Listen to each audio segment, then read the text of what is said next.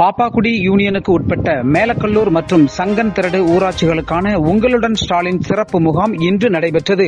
முகாமை யூனியன் துணைத் தலைவரும் பாப்பாக்குடி ஒன்றிய திமுக செயலாளருமான மாரிவண்ணமுத்து குத்துவிளக்கு ஏற்றி தொடங்கி வைத்தார்.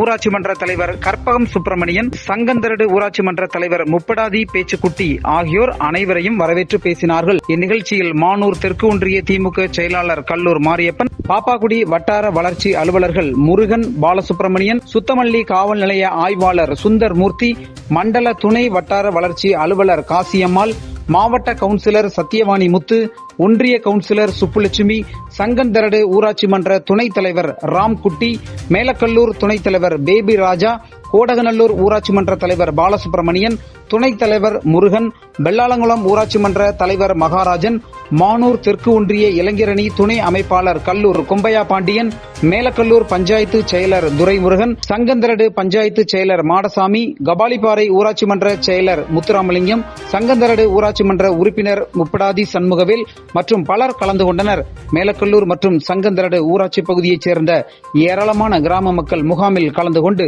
கோரிக்கை மனுக்களை அதிகாரிகளிடம் வழங்கினார்கள்.